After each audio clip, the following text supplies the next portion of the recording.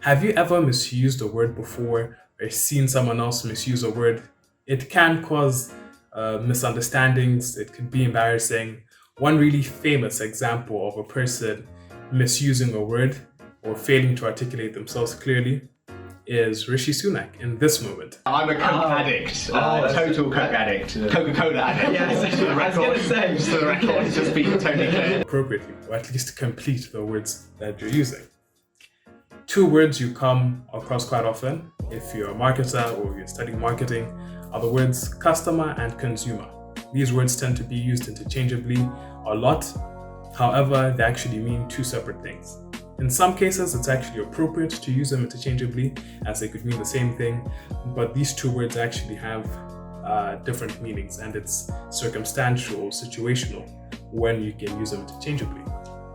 First off, we'll start off with the word customer. A customer is a person who purchases a product or a service, a person or an entity that purchases a product or a service. You can think of synonyms for customer as a buyer or a purchaser, because a customer is actually involved in the transaction. They give money, they get a product in return. So merchants are types of customers. Merchants are people who buy things at a low price or a lower price and sell them at a higher price, and they make the money through those price differences, right? They are resellers. Some time ago, like in like the 2019, 2020, somewhere around there, it was like the hype beast era, which is these people who wanted to acquire all sorts of fashionable items, right? And Supreme was a very famous brand during this era. They would release limited edition clothing, like maybe say 100 t-shirts, but they're like 1,000 people, 10,000 people who want these 100 t-shirts, which are, supposedly very special. Supreme is the best, so I put Supreme on my shirt, it's on my chest. You gotta have Supreme or you will be a hater, cause Supreme is super elevated.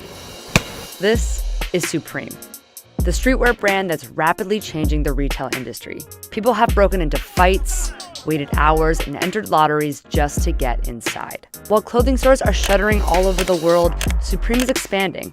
And the main reason is these guys, better known as hype beasts.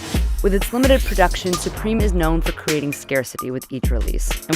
And some people noticed a market opportunity. They would line up at Supreme stores, purchase these limited edition items, and they would resell them on the internet to make a profit. So these resellers who are waiting outside a shop, they purchase the product, but they don't intend to use these products, they only want to resell them. Hence, they are customers, and they are only customers. On the other side of the coin are consumers. Consumers are people who consume a product, hence consumer. So a consumer, a person who utilizes, enjoys a product, they're the end user. So as I mentioned, in the hypebeast era with Supreme clothing, once these resellers sell things on the internet, the people who then purchase the Supreme merchandise from the internet and say maybe actually wear those clothes, they become the consumers.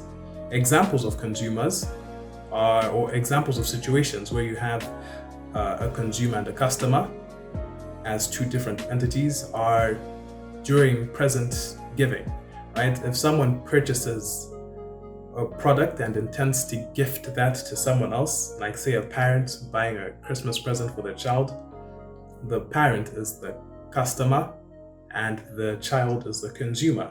Say it's a toy, right? A parent is less likely to use a toy, they will just purchase it, and the child is then given that toy and they play with it. So the child uses that toy to the consumer. Another situation is with school fees, particularly for younger children. If they're like say private educated, the parents will pay the school fees to the school, but it's the child who actually goes to school and becomes a student. Another situation is with wedding rings. Suppose, the good old story of like a guy purchasing a ring, getting down on one knee and proposing to a woman. The man purchases a ring, they are the customer, but they don't intend to use it, they don't intend to wear it, they give it to the woman they're proposing to, and then she wears it, if she accepts, of course. Then she then becomes a consumer. And McDonald's is well aware of the difference between consumers and customers. And this is shown in their Happy Meal strategy, right? They include toys with their Happy Meals. That way they attract the attention of children. Children do not purchase these meals because children do not make money. It's the parents who then buy the product because the children want the toy. They sort of nag their parents to buy food from McDonald's. Okay. And now even louder. McDonald's! And as much as I did say that consumer and the customer are not the same thing, in many situations, the customer and the consumer are the same person. This happens when someone purchases something for themselves. So if you buy yourself a meal because you're like hungry, you go to like say a McDonald's, you purchase a meal and you eat that meal on your own, you're both the customer and the consumer. Suppose you book an Uber ride for yourself. You're the one who has purchased that ride and you're the one who's enjoying the ride. Hence, you're both the customer and the consumer. If you're purchasing clothes, right, you buy those clothes, you wear those clothes, you're the customer and the consumer. This is what leads to people conflating the terms customer and consumer because in many situations, the customer and the consumer are the exact same person or the exact same entity if it's a business.